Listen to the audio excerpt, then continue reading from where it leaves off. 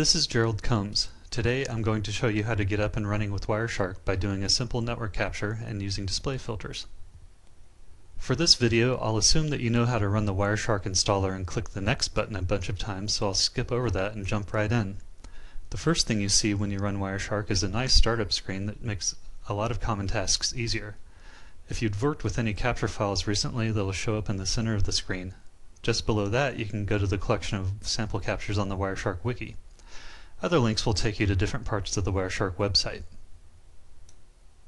If you want really fine-grained control over the behavior of a capture, you can click on the Capture Options link. However, I don't need to set any options, so I can start capturing immediately by clicking on one of the interfaces in the list. I selected an Air PCAP adapter, and now we'll see a bunch of wireless traffic.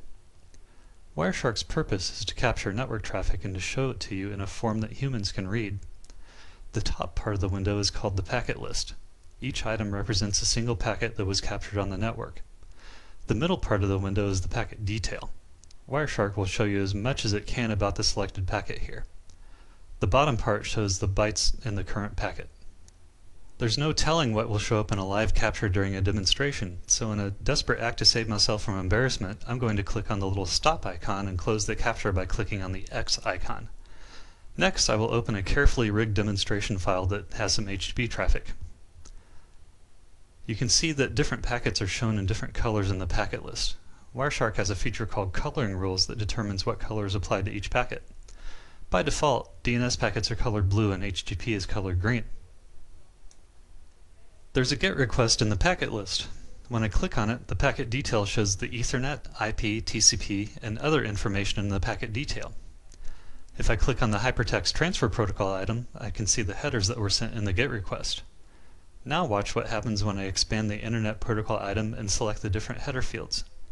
Notice how different parts of the packet bytes are highlighted? That goes both ways.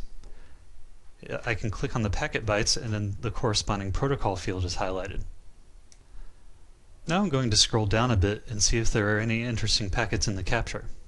Hey, look at that! Those packets look angry.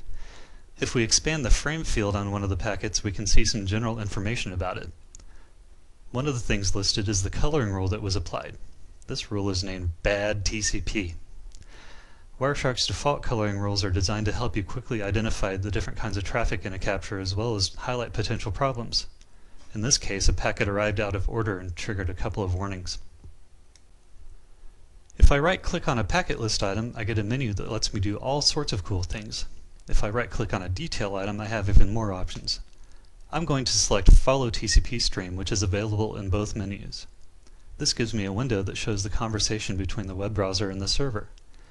The browser request is shown in red and the server response is shown in blue. Now I'm going to close the TCP Stream window. It looks like there are fewer packets than we had before. If we look at the status bar at the bottom of the window, we can see that out of 121 packets, only 20 are being shown right now. Why is that? Wireshark lets you trim down the packet list using a feature called display filters. The current display filter is shown at the top of the window. When I opened the TCP stream window earlier, it applied a display filter that shows only the packets that make up that particular stream. One way to create a display filter is simply to type it in. For instance, I can type in the word DNS to see just DNS packets. Before I hit enter and apply the filter, let's back up and take a look at that again. As soon as I type something, Wireshark tries to figure out if it is a valid display filter. D by itself isn't, so it shows the filter with a red background. Below that, it shows a list of valid filters that start with the letter D. When I type N, the filter is still red because that's still not valid, but the filter options are trimmed down a bit. When I type S, the filter turns green because that's a valid display filter.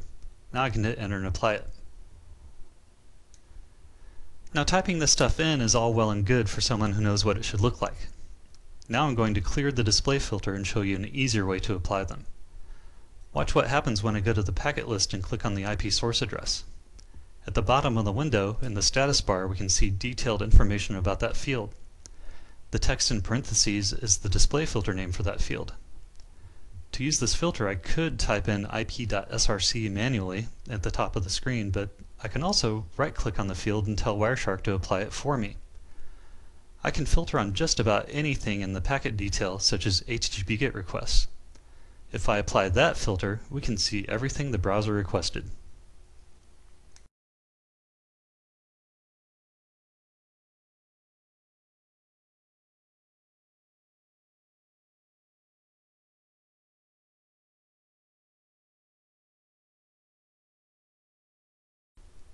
Display filters are one of Wireshark's most powerful features. There are thousands of fields that you can use to isolate traffic in ways that just aren't possible anywhere else. Well, that's all the time we have for today. If you want to learn more about packet capture, you can find help in the Wireshark User's Guide and on the wiki. For help on using display filters, see the User's Guide and the display filter reference. Thank you.